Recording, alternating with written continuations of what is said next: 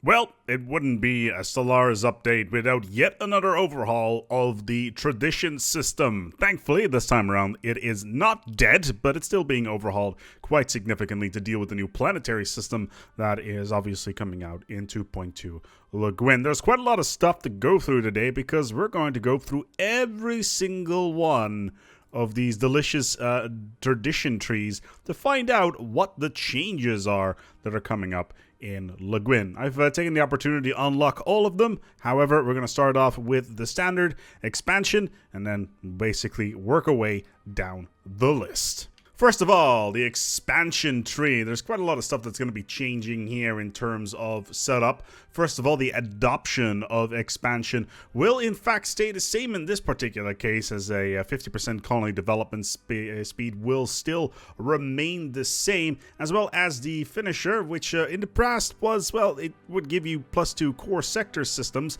and considering sector systems are no longer really a thing, it is now going to be changed to basically it reduces the number of pops that you need in order to upgrade a colony shelter past level 5. So basically what that means is you need less, actually by 5, so you need less pops in order to upgrade your initial colony building.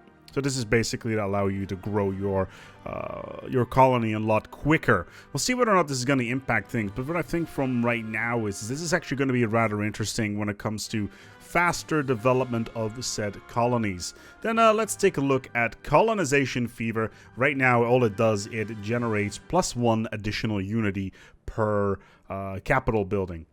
Now, one thing that's really important to know is that a lot of the traditions will no longer have any items involving unity. Unity growth will no longer be from traditions. There won't be any particular traditions in the tree that will generate additional unity or give bonuses to unity.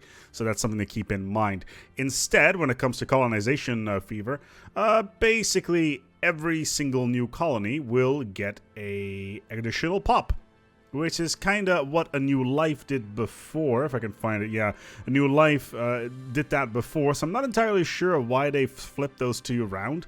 But yeah, Colonization Fever gives you a additional pop, which is rather interesting. Let's go to Quartz Courier Network. In the past, Courier Network was one of the better ones you could get in the game, as it would do the reduction of tradition cost.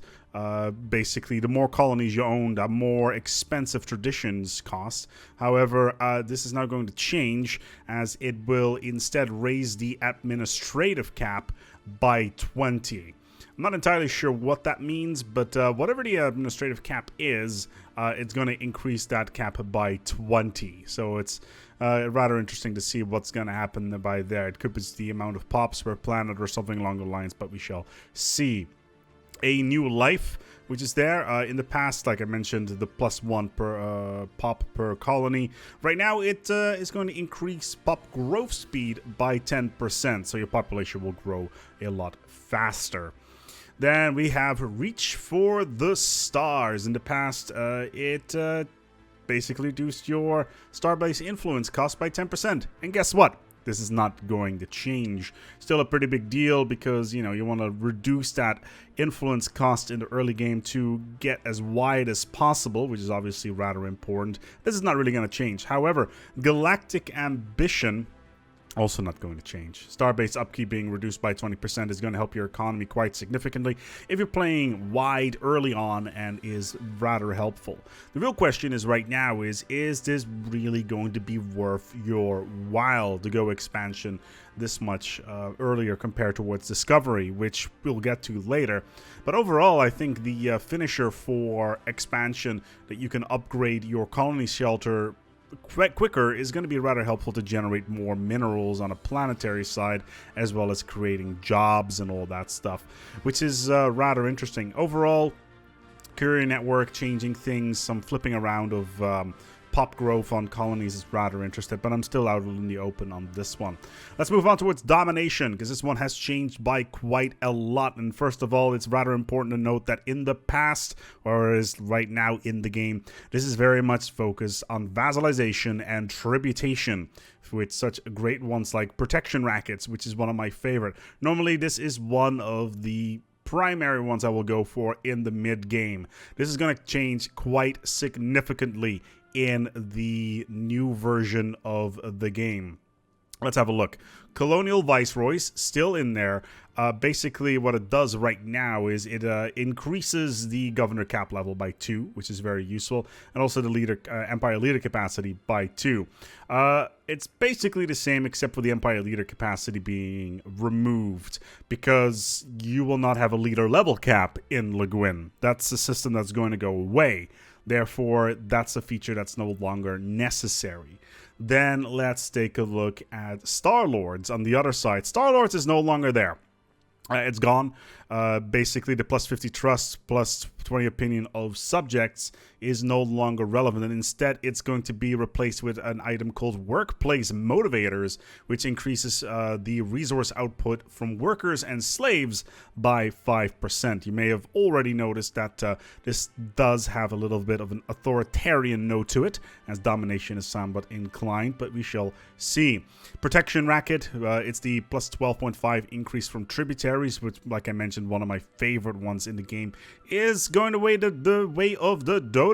Instead, it's going to be replaced with Judgment Core. Judgment Core will basically allow enforcers to reduce crime by an additional 20% on planets. For those of you who don't know, crime is in fact going to be a thing. Fleet levies also going to be removed. What it did in the past was vassalization on other empires would basically give you additional naval capacity. This is no longer going to be the case. Instead, what it's going to be doing is it's going to be replaced with something called Imperious Architecture, which basically means that capital buildings and luxury residences will generate additional housing for your population. Obviously, because you need to deal with quite a lot of additional pops within your empire. Acculturation, did we already talk about that? No, we did not. It's going to be replaced by the Grand Council, which is going to increase the ruler level cap by 2. So that's your empire's ruler, which can then get a higher level. Right now it's up to level 10, I believe. Yeah, a total overhaul of Domination. For me, it was one of my favorites. If you're wondering, when it comes to demanding vassalization as well as demanding tributation, you will get that off the get-go. You can demand another empire to become your vassal or your tributary off the get-go. You will no longer need to take the domination tree to unlock that, so that will save you an additional tradition point at the early game to spend on something else like prosperity or harmony or something along those lines. But those have also been overhauled quite significantly, so we're gonna go and take a look at that as well. But yeah, Domination, especially, yeah, Protection Racket going, I believe Fleet Levies was really good. Colonial Viceroy, no, it was Vassal Acculturation, which was one of my favorite ones, which would increase unity. And once again, any unity generating traditions are going away. So yeah, that totally makes sense. Let's move on towards Prosperity. Oh, of course, I didn't talk about the finisher. If you finish Domination, and this is actually a really big one, you will get +1 monthly influence. +1 monthly influence. That is a pretty big deal, especially if you're dealing with a lot of factions that you cannot please and not generate enough influence for. I cannot state enough how big of a deal this finisher is. It's very powerful for an empire that wants to play particularly wide, because you're going to need all the influence you get spread out earlier. So expansion followed up with domination may actually be a viable route early on, just to keep your economy in the check, but then also have an additional boost towards influence to expand even further.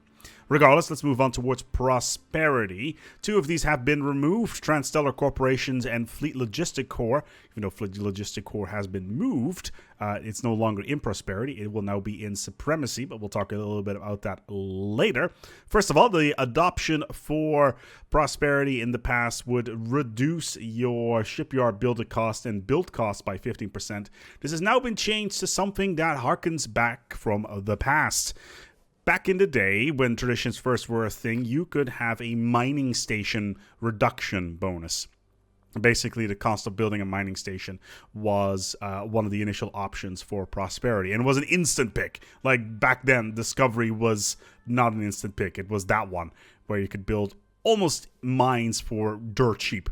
Instead, we will now get plus 10 mining station output.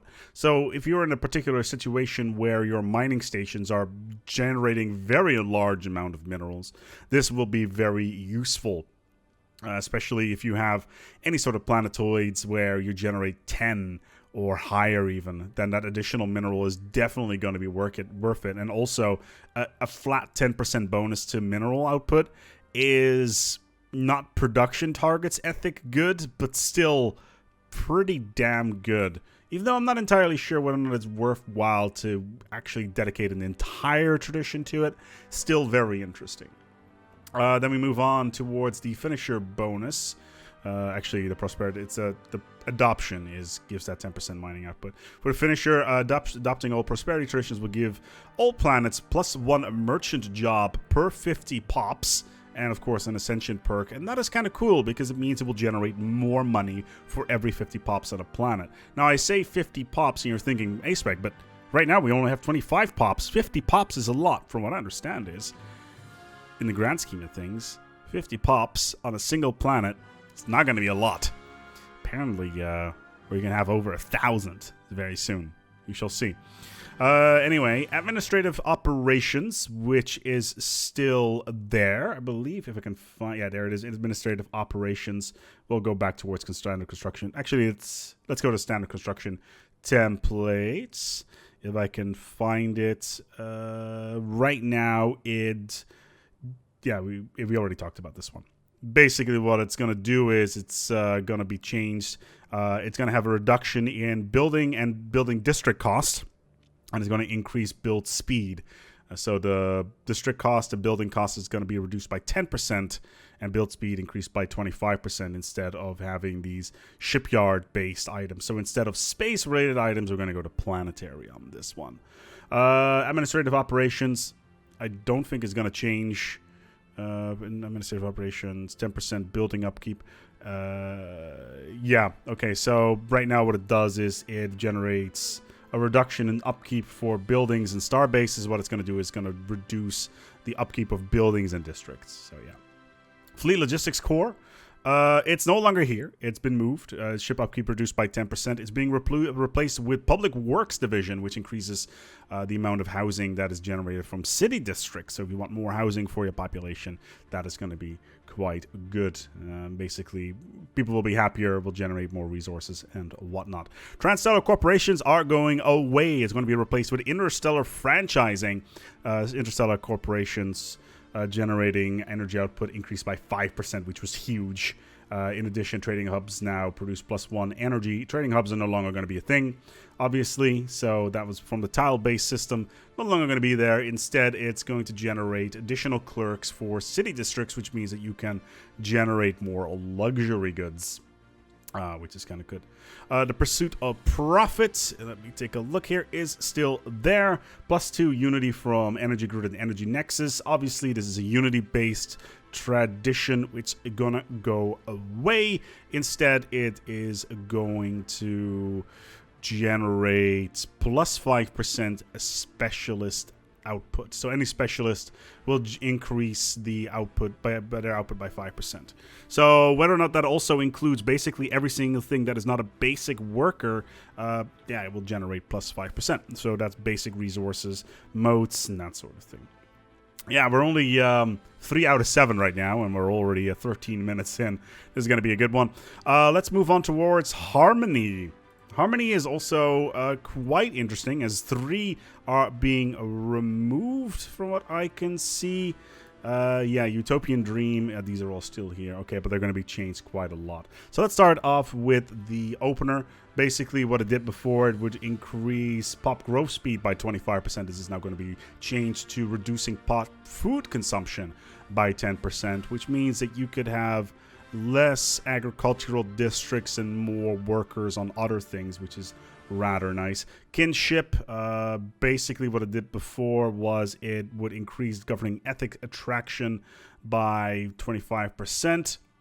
This is now going to be different. Time to demote a worker pop at a lower stratum reduced by 50%. So basically, demoting pops will take less time. And basically, if you have ruler pops, they will get to work into a lower strata quicker, and vice versa, and all the way down. Bulwark of Harmony, as far as I know, this is going to not change at all while in a defensive war. Increase build speed by 33% and increase of ship fire rate in known territory by 15%. That changes nothing. The Greater Good, before that was a minus 20% unrest bonus. Instead, it's going to increase governing ethics attraction by 25%. So basically, it will allow your pops to float closer to your the ethics that you want. In the late game, this could be a serious problem if you want to flip-flop ethics around, but yeah, we will see. Utopian Dream, Paradise Domes, obviously a tile-based item, going to go away. Instead, it's going to reduce the amount of amenities that pops will use by 10%. Let's move over towards Supremacy. Harmony in general, I'm a little bit in the middle on this one. Sure, demoting pops is useful. Bulwark of Harmony is not going to change. The Greater Good, I've never been a fan of the governing ethics attraction system. I feel that it needs a total rework, maybe in the future. Utopian Dream is definitely useful with the reduction in cost of certain resources, which you can then sell in the market and that sort of thing. Also, a finisher, of course, increases stability by 5% on a Empire level, and of course unlocks a Ascension perk. Let's talk about a little bit about Supremacy. Supremacy adoption. It will in the past it would have +2 starbase capacity and 20% reduction in starbase upgrade cost. Instead, what it's going to do now is that sure, it's going to have the 2 additional starbases, but it's going to increase army damage.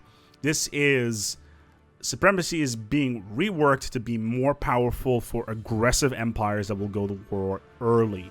Additional army damage is a huge deal and definitely something that is going to be very useful for aggressive empires early on. Let's move on to master ship rights. So in the past, this was a plus 25% build speed increase. And of course, a upgrade cost reduction of 20%. Instead, what this is now going to do is going to reduce build ship cost by 10%. Instead of having a speed bonus, it's going to be cheaper. And the ship build speed is going to be 25% instead of... Yeah, that's going to be the same thing as the shipyard build speed. So the only thing that's really going to change here is the ship build costs versus the upgrade costs. So basically, ships are going to be cheaper, so you can crank out more of them. Right of Conquest is going to be ripped out, replaced by Overwhelming Force. Basically, in the past, it was incredibly good. It reduced claim influence cost by 20%, which was amazing if you really wanted to spread out into enemy territory early on and take away a lot of their territory. Instead of what it does now is it increases ship fire rate, which is it's arguably kind of a 10% bonus to firepower, arguably. But yeah, and also it's going to increase orbital bombardment damage by 20%. So instead of getting the awesome minus 20 claim influence cost, it's going to be a so-so he says, ship fire rate bonus, which is it's a pretty big deal, and a orbital bombardment damage bonus. So basically, you can invade planets quicker, which in combination with the adoption modifier of the armies is going to synergize quite nicely. War Games is, in the past, it had plus 25 army damage, which has now been moved to the adoption modifier. Instead, what it's going to do now, it's going to increase fleet command limit by 20, which is already there. And instead, it is going to add a +2 admiral level cap. So basically your admirals can get bigger faster. The grid game is being overhauled completely. In the past, obviously, plus 10% per neighboring rival. Unity traditions are no longer a thing. And therefore, instead, it's going to be plus 20% starbase damage and plus minus 33% starbase upgrade cost. So basically, if you want to build large, chunky starbases, this is the way to go. And once you unlock it, of course, you will get war doctrines, which is still the same.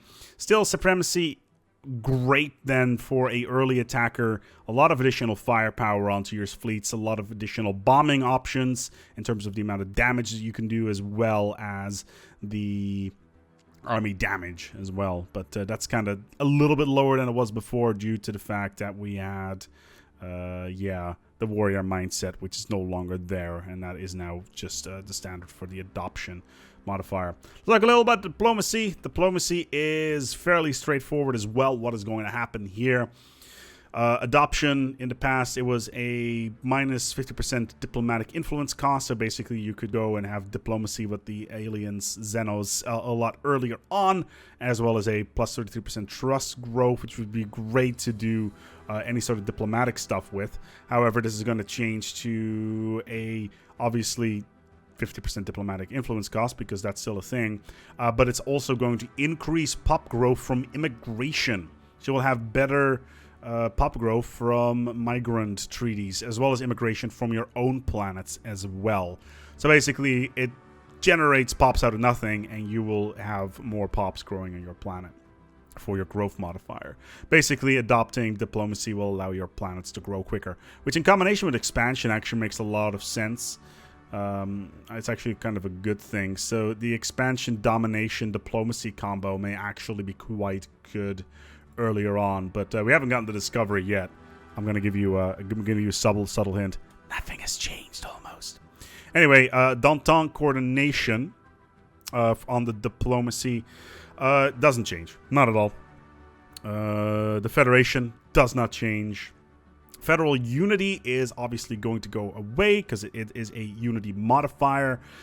Instead, it's going to be replaced with something called insider trading, which is going to reduce your market fee by 10%. So, yeah. So basically, if you want to do a lot of trading, diplomacy in combination with prosperity for insider trading is actually going to be very useful. Dynamic ecomorphism is going to be replaced by secure shipping. Apparently, it's going to reduce piracy. This is a still to-do item, but in the past, what it did was it would increase habitability by 10%. This is going to go away. And alien tourism, which unlocked the visitor center, which is obviously a tile-based building, is going to go away. This is going to be replaced by open markets, which will increase your empire's trade value by 10%, which means that you can generate more money, more quickly, more problems, more bitches. Anyway, now we get to the king of traditions, discovery, everybody's favorite. Right off the bat, a really big deal, and I need to get this out of the way right now. So, adoption effect. Anomaly discovery chance increased by 20%. This particular tradition, this adoption modifier, meant that discovery was the absolute #1 pick for your first tradition. You would find more anomalies that you could turn into rare events that would give you insane amount of resources, whether or not it was like the box, brain slugs, or anything really good like that, and you would have a bigger chance of actually finding them. Instead, it's going to be replaced with the same name, adoption obviously, but instead what it's going to do is it's going to increase the research speed of anomalies. Now this at first glance may not seem like a great swapperoonie. However, considering the amount of cost for a anomaly, especially when you have a level 1 scientist, and normally if discovery is basically the de facto #1 pick. Anomaly research speed plus 20%. Let's say that your scientist finds a level 5 anomaly. That would take forever. A very, very long time. However, most of the really good events are locked behind level 5 anomalies. So what will you do in this case? Well, plus 20% anomaly research speeds basically boosts that anomaly type down from a 5 to a 3, which means that you can still get through it quite quickly. I still think that because compared to all of the other ones that I'm seeing right now, I still think Discovery is basically still the number one pick, except for maybe Prosperity, which increases mining output by 10% from mines. But even then, that's like a late early game modifier if you need that mineral boost, kind of like a permanent production target sort of thing. Regardless, let's move on. The finisher for this one is going to be a plus 10 research speed bonus, which is the same. The Boldly Go is going to be exactly the same, which is a plus 35% survey speed, still quite useful.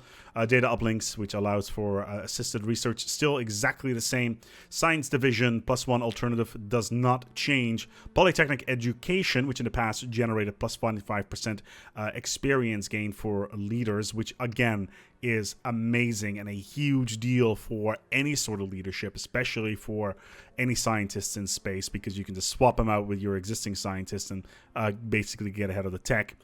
Instead, is what it's going to do is, and this is a doozy, it's going to actually increase leader level cap by plus 1.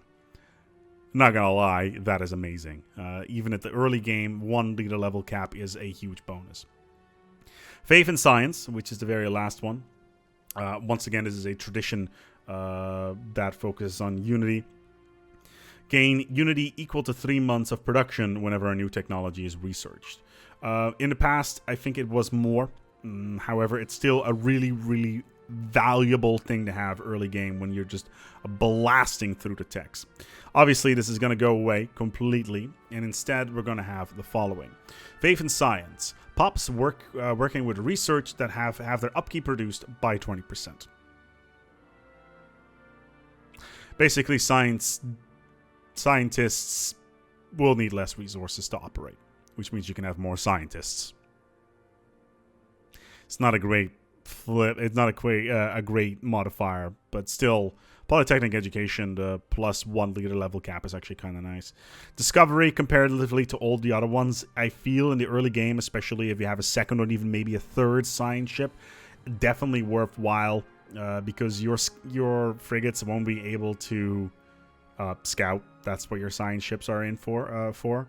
And then you can basically pick, and it's basically go and say, hey, there's a level 5 anomaly over there, which is now effectively a level 3 because of the way the modifier works.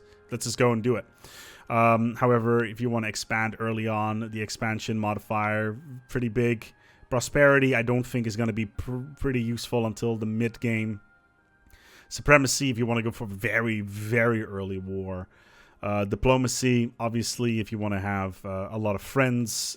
Again, you're not going to make first contact before you get your third Unity modifier or your first tradition. So yeah, or maybe even your first tradition tree and your first Ascension perk. And getting that technology boost from the Ascension perk is definitely worthwhile.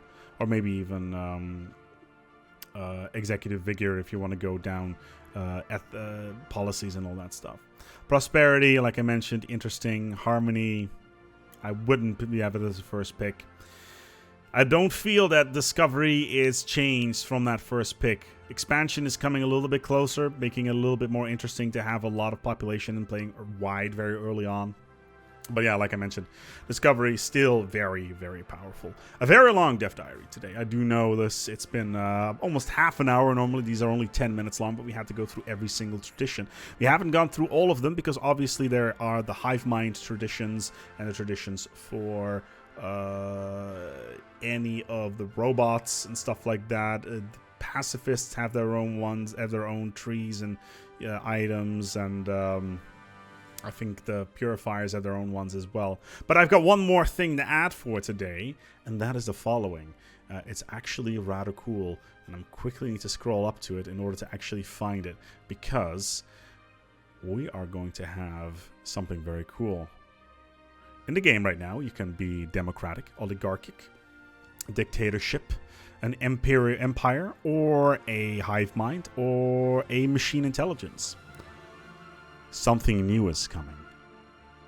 And we think it's a space corporation. Because the logo looks suspiciously like Wayland Yutani.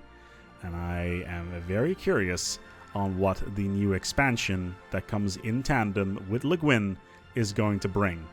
Because something this way cometh, and it smells like money. Regardless, we're going to go and wrap it up here. I know that, like I said, this has been a long one. It's a little bit different from our video from yesterday, which was a little bit funnier. But still, these are the kind of things that we need to get out of the way, and dev diaries are, in fact, important. Anyway, thank you so much for joining in. Feel free to like and subscribe to the video if you found this interesting. It's very dry, I know. But thank you so much for watching. And until next time, take good care of yourselves and, as always, each other.